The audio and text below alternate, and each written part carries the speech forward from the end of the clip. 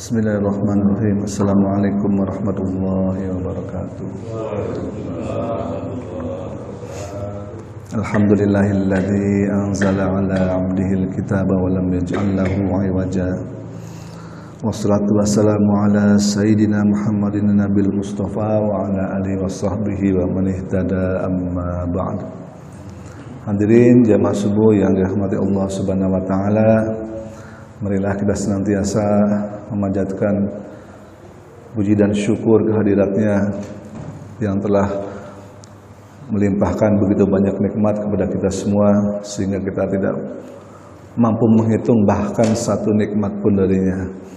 Salawat dan salam semoga selalu tercurah kepada junjungan kita Nabi besar Muhammad SAW yang telah diutus ke dunia ini untuk menjadi suri tauladan bagi kita semua.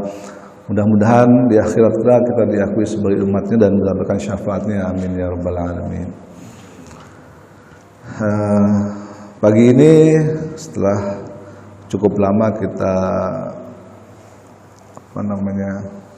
berselang, kita akan kembali sama-sama belajar fikih Syafi'i menggunakan kitab Kifayatul Akhyar. Pertemuan kali ini kita akan membahas mengenai perkara-perkara yang membatalkan wudu. Jadi di pertemuan yang lalu kita sudah belajar mengenai air, kita belajar mengenai wudu. Nah, sekarang kita belajar mengenai perkara yang membatalkan wudu. Baik, sebelum kita mulai, mari kita bersama-sama membacakan suratul Fatihah untuk pengarang kitab ini. Mudah-mudahan kita mendapatkan berkah darinya. Allah hadirin yang melikulina nasanya ila khadrina Mustafa sallallahu alaihi wasallam Abu Syuja' Abu Bakar bin Husaini kulhum al-Fatihah. A'udzu billahi minasyaitonir rajim. Bismillahirrahmanirrahim. Alhamdulillahi rabbil alamin arrahmanir rahim maliki yaumiddin. Iyyaka na'budu wa iyyaka nasta'in ihdinas siratal mustaqim siratal ladzina an'amta 'alaihim ghairil maghdubi 'alaihim waladdallin. Bismillahirrahmanirrahim. Fasal walladzi yanqudul wudu'a khamsatu asya. Perkara yang membatalkan wudu itu ada 5. Makhraja minas sabilain. Yang pertama adalah keluarnya sesuatu dari 2 jalan. Dari 2 jalan keluar sesuatu. 2 jalan itu apa? Yang dimaksud 2 jalan ini adalah tentu saja jalan pembuangan ya, pembuangan depan dan pembuangan belakang. Itu disebut dengan dubur kalau dari belakang atau kubul kalau dari depan. Begitu. Jadi ada dubur, ada kubur. Apa dalilnya yang mengatakan ini? Dalilnya yaitu Quran surat An-Nisa ayat 43, A'udzubillahi minasyaitonirrajim. Au jaa'a ahadum minkum minal ghaid. Atau jika salah seorang sudah kembali dari toilet, itu dalil umum di Al-Quran yang namanya orang kembali dari toilet ya, kalau enggak BAB BAK, kemungkinan cuma 2 itu aja. Enggak ada orang datang masuk ke toilet buat minum dulu gitu, enggak ada. Jadi kalau enggak itu ya, dari sini makanya disimpulkan bahwa yang membatalkan wudu salah satunya atau yang pertama adalah keluarnya sesuatu ya, baik dari jalan depan maupun dari jalan belakang. Baik, kemudian dalam satu hadis juga diriwayatkan dari Abu Hurairah. Terjemahannya adalah ini riwayatnya hadis ini berasal dari perkataan Ali radhiyallahu anhu. Jadi Ali ini berkata kepada Rasulullah. Jadi Ali ini menyuruh seseorang karena dia itu malu. Ali itu kan menantunya Rasulullah, Ali bin Abi Thalib ini. Dia berkata, aku ini laki-laki yang sering keluar madhi. Nah, di sini ada istilah. Jadi yang keluar dari depan, itu dalam kitab fikih ini ada 3 istilah. Ada namanya mani, ada yang namanya madhi, ada namanya wadi. yang sering keluar madhi. Aku malu bertanya kepada Rasulullah, kata Ali, karena kedudukan putri beliau yaitu Fatimah radhiyallahu anha sebagai istriku. Kemudian aku menyuruh Al-Miqdad bin Al-Aswad Al-Kindi, lalu dia pun bertanya kepada Rasulullah SAW, dan kemudian dijawab oleh Rasulullah, hendaklah dia membasuh kemaluannya dan berwudu. Ini artinya apa? Jadi apapun yang keluar, baik dari jalan depan maupun dari jalan belakang, ya, itu membatalkan wudu. Tapi ada bedanya. Kalau madhi itu tidak wajib mandi, tapi kalau air mani dan wadi itu wajib mandi. Apa bedanya? Jadi kalau air mani sama-sama kita tahu lah, pasti semua pernah kan keluar rasain. Ya Pak Anto, pernah keluar kan? Sering. Jadi kalau air mani itu kan kalau keluar, memang kita fikir ini mesti clear, mesti jelas. Karena supaya bisa membedakan, air mani itu kan kalau keluar baunya itu kan khas, baunya khas, warnanya putih, dan kalau keluar ada rasa nikmat. Itu air mani itu tidak najis. Orang yang keluar air mani memang wajib mandi, tapi air maninya tidak najis. Jadi kalau sarung itu kena air mani boleh dipakai sholat. Jadi kalau air mani itu najis, berarti kita semua ini najis gitu kan? Karena kita semua berasal dari air mani. Nah, apa dengan maksud dengan madhi di dalam hadis dari sahabat Ali bin Abi Thalib ini, madhi itu adalah keluar cairan saat biasanya kita capek. Mungkin ada yang pernah nggak? Ya, kita capek, habis berjalan jauh misalnya, tidur, keluar cairan. Tapi cairan itu kalau dicium nggak berbau dia. Dia nggak berbau tapi basah, lengket, dan mirip dengan mani tapi nggak berbau. Itu namanya madhi. Kalau madhi itu najis. Kita harus membasuh madhi itu, nggak boleh dipakai sholat tuh celananya atau sarungnya. Tapi kita nggak wajib mandi. Itu jadi beda.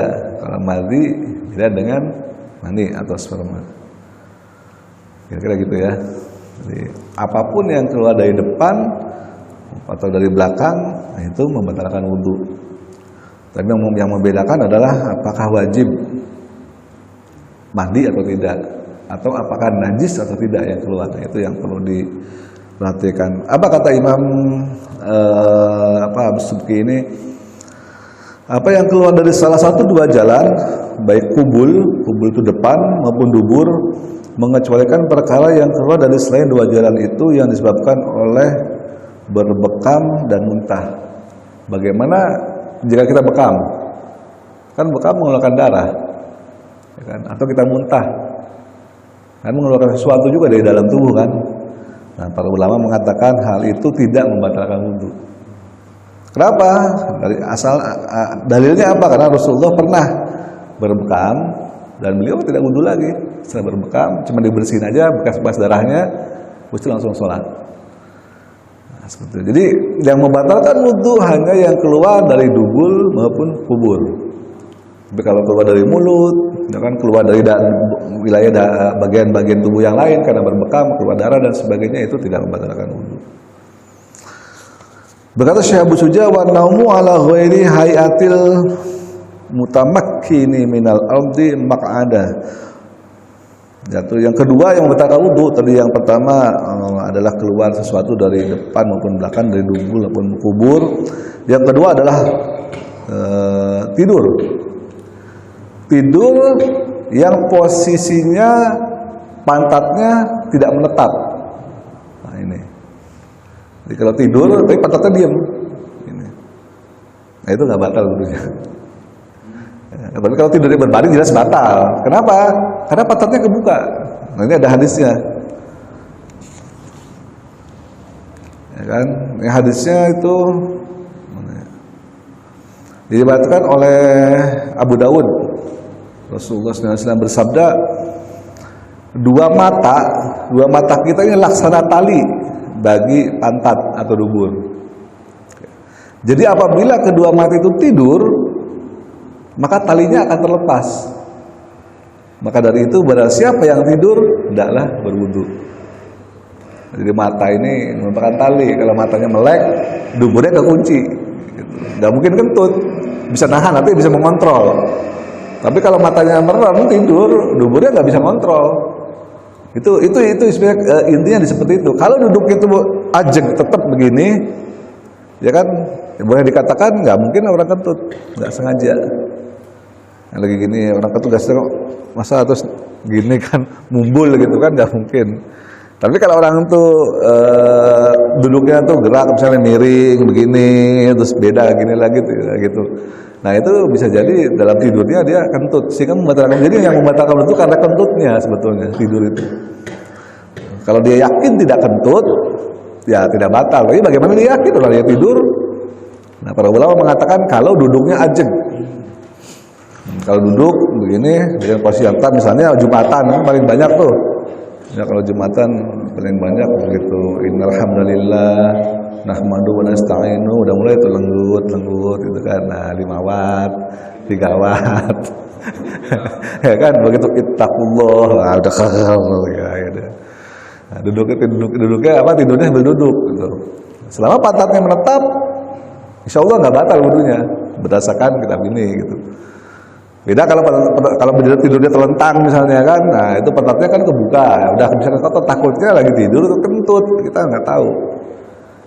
Gitu. Tapi kalau pantatnya menetap begini sambil duduk ini nggak ada masalah, selama nggak geser. Jadi kira-kira seperti itu. Nah ini juga ada hadisnya diriwayatkan dari Imam Muslim, hadis dari siapa nih, Anas radhiyallahu anhu. Para sahabat Rasulullah SAW pada tidur. Para sahabat dulu tidur. Kemudian mereka sholat tanpa berwudu terlebih dahulu. Jadi tidur nggak wudu lagi, langsung sholat aja ya, kayak Jumatan itu. Dalam riwayat yang lain disebutkan hingga kepala mereka terantuk-antuk, biar sampai begini. Para sahabat pun begitu kan, sahabat juga manusia. Kalau dengerin khutbah ya sama kayak kita. Begitu Rasulullah khutbah, udah mulai ya, gini ngantuk gitu. Tapi mereka nggak wudu lagi, langsung sholat aja gitu. Padahal mereka ya tidur, mungkin ada yang agak ngorok juga gitu kan, sambil begini ngorok. Selama duduknya itu ajeg menetap, nah itu nggak batal. Ya, di antara penyebab hilang akal, nah bisa juga hilang akal yang lain. Jadi tadi belum selesai. Yang pertama adalah tadi wan naumu ala ghairi hayatil mutamakkini minal ardi maq'adah, duduk tidur dalam posisi duduk yang tegak itu enggak batal ya, tapi kalau duduknya bergeser batal. Kemudian yang kedua wa zawalul aqli bisukrin aw marad. Jadi hilang akal itu batalkan wudu bisukrin karena mabuk. Ya kan?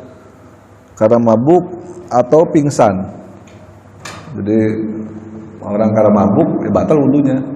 Dia punya wudu nih, ya kan, terus minum, kan mabuk, nah batal wudunya jelas, gitu. Kemudian atau pingsan, tiba-tiba ada yang ngagetin kan, kayak di YouTube itu, pulang di jalan, tentu ada pocong muncul, wah gitu. Kalau yang jantungnya agak kuat, pingsan tuh mungkin bisa mati, bahaya itu sebetulnya. Lagi jalan enak-enak gitu kan, sendirian atau muncul pocong dari balik pohon gitu. Nah, kalau pingsan, nah batal dia wudunya. Jadi hilangnya akal itu ada 3, yaitu karena tidur, karena mabuk, ya kan, atau karena pingsan. Jadi hilang akalnya. Nah, atau pingsan bisa juga gila. Jadi orang gila ya batal wudunya. Yang tadinya orang waras, pulang dari masjid nyampe rumah gila tiba-tiba misalnya, nah, itu juga wudunya batal. Kesemuanya boleh merusak wudu dalam keadaan yang bagaimanapun. Sebab jika tidur boleh merusak wudu, jika tidur aja wudunya batal, ya kan? Ya apalagi yang tadi itu mabuk kan, baru hilang akal kan. Begitu minum dia mabuk, udah nggak bisa dikendalikan omongannya segala macam, dilupa. Begitu juga dengan gila ataupun pingsan. Kita lanjutkan, berkata Syekh Abu Suja walam surrajulil mar'ata min ghairi hailin bainahuma ghairu mahramin fil asah. Ya kan, dan bersentuhan antara laki-laki kepada perempuan tanpa ada alas tangan. Jadi kalau laki-laki dan perempuan bersentuhan tapi nggak pakai kaos tangan atau nggak ada baju gitu kan, langsung kulit dengan kulit, nah itu juga membatalkan wudu untuk perempuan dan laki-laki.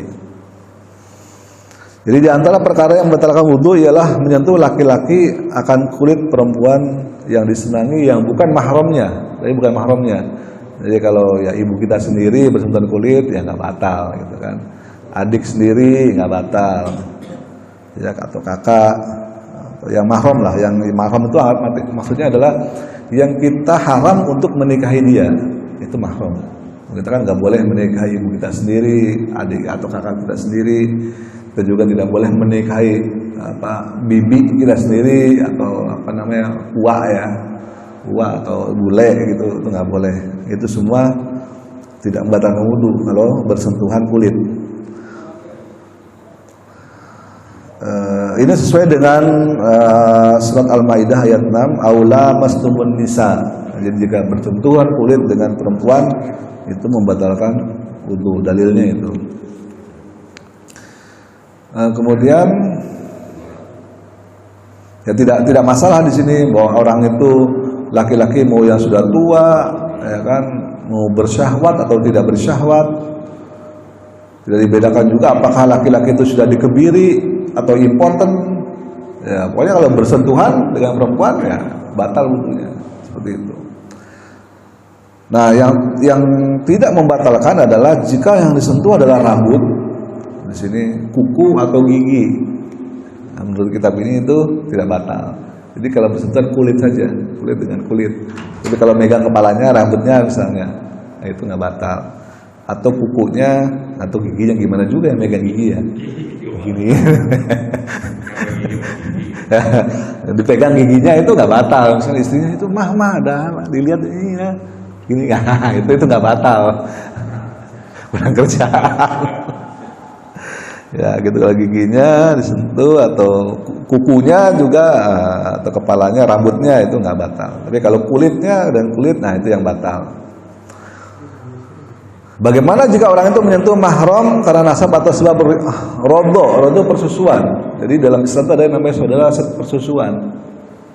Kayak saya dulu ya, waktu kecil, waktu ibu saya masih waktu kerja, bapak juga kerja kan, saya nangis, itu cerita. Nangis, lapar kali pengen nete, gitu kan, sama tetangga saya, dibawa ditetein. Tetangga saya orang Chinese lagi kan. Begitu ibu saya pulang, kamu kok ngatain anak saya? Gitu. Kenapa seperti itu? Kenapa? Karena begitu saya minum air susunya orang lain, tetangga saya itu, maka tetangga saya ini jadi ibu susu saya nggak batal sama dia, gitu loh. Dan dengan anaknya ibu tersebut, saya menjadi saudara sepersusuan, nggak batal juga, jadi muhrim. Waktu kecil, gitu, jadi muhrim. Makanya saya punya saudara sepersusuan, punya juga ibu susu, punya juga. Kayak Rasulullah kan dulu ada ibu susu, Halimatus Sa'diyah namanya kan.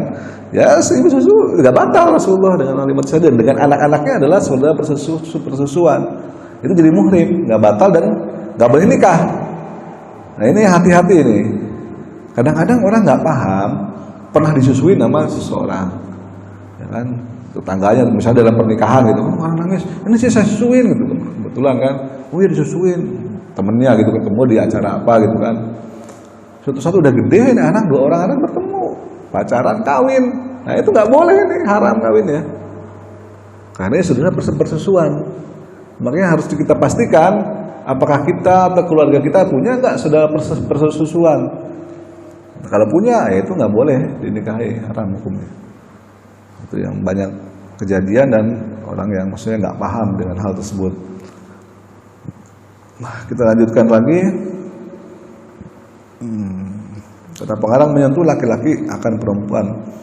Itu mengecualikan andai kata orang itu menyentuh anak kecil yang belum balik. Kalau anak kecil boleh.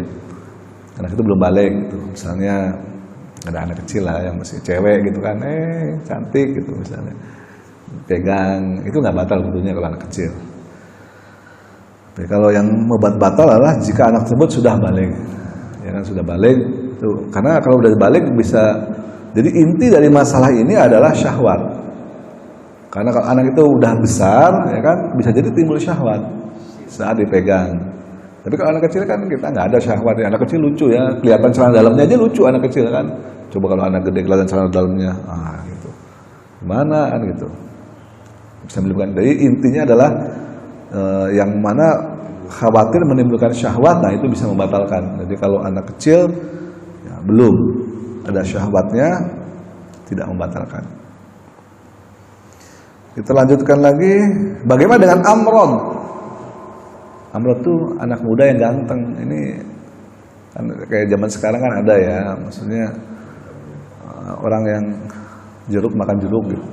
Cowok suka sama cowok, cewek sukanya sama cewek. Bagaimana kalau cowok nyentuh cowok lain, tapi dengan syahwat? Nah itu batal juga. Gitu loh. Misalnya saya nyentuh pantul, misalnya, tapi saya seler gitu loh, lah ya, itu batal itu. Ya gitu loh, itu amrad. Di sini jelaskan juga, hati-hati dengan hal seperti itu. Jadi bukan berarti bahwa lu kan cowok sama cowok, nggak batal lah. Ya, tapi kalau nggak ada syahwat ya, jadi intinya itu adalah syahwat. Syahwat nggak? Kalau ada syahwat, walaupun cowok dengan cowok ya batal wudunya. Hah? Ya, LGBT. Oke, kita lanjutkan. Wamasul farji bi batnil kafi. Dan menyentuh, membatalkan wudu yang lain adalah menyentuh dengan tapak tangan bagian dalam kemaluan kita. Nah, kita misalnya habis mandi, habis wudu kan buka aduk tuh di kamar, mau pakai baju, kepegang ini. Nah, itu batal wudu lagi. Nah, menurut ini itu telapak tangan bagian luar tapi bagian dalam. Tapi kalau kesentuhnya pakai ini enggak. Tapi kalau pakai ini batal aneh juga ya. Apa bedanya ini sama ini gitu kan. Tapi ya di sini begitu ini ya. Memang kalau hadisnya umum, sebetulnya kalau hadis secara umum. Kita baca hadisnya ya. Hadisnya itu menyatakan umum dari siapa nih? Sofwan radhiyallahu, hadisnya dari Busrah binti Sofwan radhiyallahu an. Beliau berkata, aku mendengar Rasulullah sallallahu alaihi wasallam bersabda, "Man massa dzakarahu falyatawaddo." Barang siapa yang menyentuh zakarnya, hendaklah berwudu. Hadisnya ini umum sebetulnya. Barang siapa yang menyentuh zakar, hendaklah berwudu. Ya baik perempuan bukan laki-laki ya, perempuan menyentuh ininya sendiri ya wudu, laki-laki juga ya wudu. Nah, tapi ada hadis lain sebetulnya. Mengapa Imam Syafi'i dalam hal ini mensyaratkan hanya jika menyentuhnya itu dengan telapak tangan dalam, tidak secara umum. Tapi ada juga kalau mazhab yang lain, ya mau ini sama, pokoknya batal wudunya intinya gitu. Tapi Imam Syafi'i tidak. Kalau ini aja depan, karena ada hadis lain dengan menggunakan kalimat ifdo, namanya ifdo. Jadi ifdo itu adalah telapak tangan luar, telapak tangan dalam. Tapi ada juga mazhab lain yang menggunakan keumuman hadis ini secara umum. Pokoknya kalau menyentuh ya mau pakai depan, ya mau pakai belakang ya batal gitu. Kira-kira seperti itu. Habis jadi yang batalkan wudu tadi yang pertama adalah keluar sesuatu dari depan maupun belakang, ya kan. Kemudian hilangnya akal, baik karena tidur yang tidak menetap, ya kan, baik tidur terlentang, tidur duduk dia kalau tidak menetap itu batal. Kemudian hilangnya akal tuh bisa jadi karena gila, bisa jadi karena pingsan. Kemudian apa tadi bersentuhan ya, bersentuhan laki-laki dan perempuan, kulit dengan kulit, dan nah, itu batal dan perempuannya atau laki-lakinya sudah balik. Kemudian yang terakhir adalah menyentuh tangan, yang menyentuh kemaluan dengan tangan. Itu ada pertanyaan? Silakan Pak. Assalamualaikum warahmatullahi wabarakatuh. Waalaikumsalam warahmatullahi wabarakatuh. Kita ada wudu, terus suatu saat misalnya kita lupa atau bagaimana mengeluarkan kata-kata kotor misalnya, kan? Nah, itu apa membatalkan atau tidak? Terus yang kedua, kalau kita mengeluarkan mani misalnya hubungan suami istri, saya pernah mendengar beberapa kali khutbah bahwa kalau kita wudu katanya kita pertama mau sebelum mandi wajib kita wudu dulu, kita wudu, kemudian kita mandi wajib semuanya, terus kemudian baru mau sholat kita baru wudu lagi. Nah, itu apa? Begitu atau bagaimana? cara mandi setelah mandi junub lah gitu. Mandi junub. Iya. Nanti Pak kita bahas makalah mandi junub, ada sih babnya sendiri. Oh iya. Tapi intinya sih adalah ada hadis yang menyatakan ya kalau sudah mandi junub ya nggak perlu wudhu lagi. Nggak perlu wudhu lagi, udah mandi, ya kan? Kata Rasulullah mengatakan emang masih kurang suci, ya gitu loh. Kalimat Rasulullah begitu. Emang kurang suci apa lagi? Lah wudhu aja yang dicuci cuma tangan doang, kaki udah mensucikan. Nah ini dicuci, dibasuh seluruh badan. Nah itu memang mensucikan gitu. Rasulullah seperti itu, boleh seperti itu. Dengan syarat ya saat mandi nggak boleh kentut, nggak boleh kencing, nggak boleh megang ini kan gitu, karena batal wudhunya. Jadi kalau mandi cuma jebur gitu, memang agak sulit sih kalau saya ngebayangin gimana mandi. Kalau namanya mandi wajib itu kan seluruh lekuk tubuh harus tersentuh oleh tangan. Dari mulai kepala digosok-gosok, kan, supaya rata tubuh tuh, lubang telinga digosok, lubang hidung, semua yang bisa tersentuh oleh tangan, yang bisa terjangkau oleh tangan itu digosok. Maksudnya apa? Supaya air merata dari ujung rambut ke ujung kaki merata. Nah saat kita menggosok-gosok ke depan ini, nah, kan batal wudhunya gitu loh. Itu yang jadi perdebatan ulama tuh gitu. Di satu sisi tanpa perlu wudhu lagi, ya kan udah cukup. Tapi di sisi lain, bagaimana kita nggak batal wudhu orang kita menyentuh ini gitu loh. Makanya kalau ulama yang hati-hati habis mandi ya udah wudhu lagi. Karena mungkin tersentuh ininya gitu. Takutnya gitu. Nanti kalau kita yakin kita nggak menyentuh ini, maksudnya udah mandi, udah nggak menyentuh ini, yang penting rata, ya udah nggak masalah. Sebelum mandi junub itu nggak usah wudhu dulu kan? Ini sunnah Pak, sunnah wudhu dulu. Sebelum mandi itu sunnahnya wudhu dulu. Walaupun nggak wudhu nggak ada masalah. Seperti itu ada pertanyaan lain. Dari yang marah-marah. Oh yang marah enggak batal wudhu Pak. Berdasarkan ya jelas ini enggak, kalau marah enggak batal wudhu. Memang marah itu dikaitkan dengan wudhu karena sabda Rasulullah yang mengatakan karena marah itu kan api, gitu loh. Api itu bisa didinginkan dengan air. Maka jika engkau sedang marah berwudhulah. Maksudnya dengan wudhu itu menghilangkan api amarah yang di dalam dada kita, gitu loh. Dikaitkan dengan itu. Tapi tidak membatalkan wudhu. Memang ada perintah berwudhulah. Jika marah untuk meredakan emosi marah itu dengan wudhu. Kalau kita lagi berdiri, duduklah. Kalau kita lagi duduk, ya berbaringlah. Lagi marah itu begitu cara meredakan marah ala Rasulullah seperti itu. Dari berwudhu dulu, berwudhu. Kalau masih kesal juga, masih marah juga, duduk. Kalau duduk, ya berbaring seperti itu. Tapi tidak ada hubungannya dengan membatalkan wudhu. Ya silakan Pak. Tadi berkaitan dengan bersentuhan tadi Pak. Ya. Tadi kan boleh sama tante, boleh sama apa di bawah kita itu. Itu kan yang boleh tersentuh apa yang satu jalur darah atau bukan? Seperti kalau tadi kalau tante kan ada tante dan istri. Ya satu jalur darah Pak. Satu darah Pak. Iya betul. Belum dijelaskan bahwa satu darah Pak. Iya alhamdulillah. Kalau sama istri bersentuhan Batal lah. batal.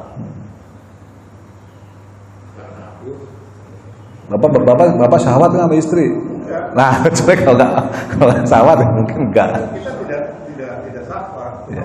Ya, tadi kan perlu lebih diperjelas lagi, Pak Dato ya. Tentang istri itu kalau kita tidak ada rasa syahwat itu tidak batal. Nah ini memang jadi berbagai pendapat mazhab Imam mazhab ya. Kalau Imam Hanafi bersentuhan dengan istri itu mutlak nggak batal. Bersentuhan dengan istri ya kecuali ada syahwat tadi baru dia batal. Imam Hanafi. Kalau Imam Syafi'i bersentuhan dengan istri ada syahwat atau tidak ada syahwat, dia batal. Karena sangat sulit mengukur kita bersyahwat nggak nih, sulit mengukurnya gitu. Kadang-kadang kita kalau lagi istri diambil genit kan itu syahwat juga sebetulnya kan gitu. Makanya batal. Makanya Imam Syafi'i untuk lebih kehati-hatian ya menyentuh istri batal walaupun dengan syahwat atau tidak syahwat itu kehati-hatian. Walaupun memang dalam kondisi normal dan kondisi yang agak sulit misalnya di Masjidil Haram saat tawaf kan kita pegangan sama istri. Saya wudhu lagi kan gitu. Nah itu loh. Lagi tawaf ya sudah tidak batal. Karena apa? Karena mengambil madhab Hanafi. Para Hanafi kalau tidak ada syahwat tidak batal. Cuma dalam kondisi normal demi untuk kehati-hatian karena sulit kan di dalam hati kita tuh membedakan kita nih ada gereng apa ada red apa nyetrum atau enggak gitu. Kalau ada dred nyetrum nah itu kan batal. Tapi mengukurnya kan sulit. Maka Imam Syafi'i untuk kehati-hatian dalam kondisi normal wudhu lagi sebaiknya daripada ternyata kita batal terus kita sholat dan sholatnya nggak sah, sayang kan gitu dengan wudhu. Tapi dalam kondisi sulit seperti di Masjidil Haram lagi tawaf dan sebagainya atau di perjalanan yang sulit air ya sudahlah, toh ada Imam Hanafi yang membolehkan, nah gitu loh. Kecuali kita yakin kita megangnya sambil lulus, nah itu ada syahwat, nah itu batal. Tapi kalau nggak sengaja atau gimana itu nggak masalah. Itu. Ya. Kalau menurut Imam Syafi'i batal. Gitu. Menurut Imam Syafi'i ya. Jadi kan kalau saya kan biasanya kalau mau berangkat sholat nih, ya. Kan istri pasti cium tangan untuk saya, ya kan? Seperti kayak subuh tadi nih. Ya. Dia cium tangan saya. Tapi kalau misalnya di batal, apa yang berarti saya? Menurut Imam Syafi'i ya, tapi balik lagi ya. Nah kalau mau pakai alas, cium tangannya pakai alas, tapi ya udahlah, nggak terlalu dikhawatirkan. Ini namanya perbedaan pendapat gitu, ya kan? Jangan, manusia batal itu mau sholatnya, nggak juga. Tapi kalau menurut Syafi'i untuk kehati-hatian, sebaiknya mungkin bapak kalau udah tahu kan sekarang kalau misalnya mencium istri ya pakai alas. Dia bukan jangan dicium, wah gitu jangan, nanti jadi berubah. Apa namanya kebiasaan baik itu kan kebiasaan baik, nanti jangan sampai gara-gara ini nanti nggak mau cium, nanti saya batal. Nah, mungkin kan kalau istri kan ada pakai mukena kan ada alasnya kan gini, ya kan? Kalau misalnya ini ya pakai alas mukenanya itu nggak masalah, nggak batal. Terus yang kedua Pak, kita kan ini bisa laki-laki Pak ya, karena kan kalau kita berjalan kita mau ke masjid lah gitu, tapi kepala kita nih gatal nih, ya kita pengen jalan tapi emang ada lapisan nggak apa-apa ya? Nggak apa-apa kalau ada lapisan, nggak ada masalah, lapisan boleh. Iya. Ya kalau langsung, nah itu baru batal. Kalau nggak kalau ada lapisan itu nggak ada masalah, boleh. Jadi kalau dengan istri juga kalau nggak pakai alas, ya batal. Menurut Imam Syafi'i ya, hati-hatian. Sebaiknya pakai alas karena kalau pakai alas kan kemungkinan untuk keluarnya syahwat itu sangat kecil. Digesek-gesek juga nggak berasa kalau pakai ada alasnya kan. Gitu. Tapi kalau nggak ada alasnya, istrinya cantik, ya kan, bulu kulitnya halus, gitu kan. Gak salaman, geleser gitu, wah itu. pas lagi gereng, nah itu pas salaman geleser gitu. Nggak jadi deh ke masjid kan gitu, misalnya. Salaman zaman Soeharto. Nah itu dia. Zaman Soeharto ini kita masih muda-muda, tapi zaman Jokowi udah tua, udah nggak ada serat lagi. Kalau dengan mantu gimana? Enggak. Makanya tidak ada bekas mantu, tidak ada bekas mertua. Mantu tuh udah kayak anak, nggak batal. Jadi dengan mantu nggak batal? Nggak batal, walaupun sudah cerai. Nggak batal, nggak ada bekas mantu, nggak ada bekas mertua. Udah cerai tetap orang tua kita, gitu. Nggak batal. Tapi tidak satu darah. Ya tidak satu darah itu diikat dengan perkawinan, Pak. Dengan perkawinan itu. Walaupun udah cerai nggak batal. Kayak saya punya mertua di sini satu, istri saya kan dulu meninggal. Ya saya masih orang tua saya itu. Kalau ketemu salaman ya nggak batal. Masih tetap orang tua. Kalau dari tante dari istri kita batal ya. Batal. Karena kita bisa nikahi dia kan. Iya. Betul. Tetangga batal Pak. Ya. Tetangga batal. Oh,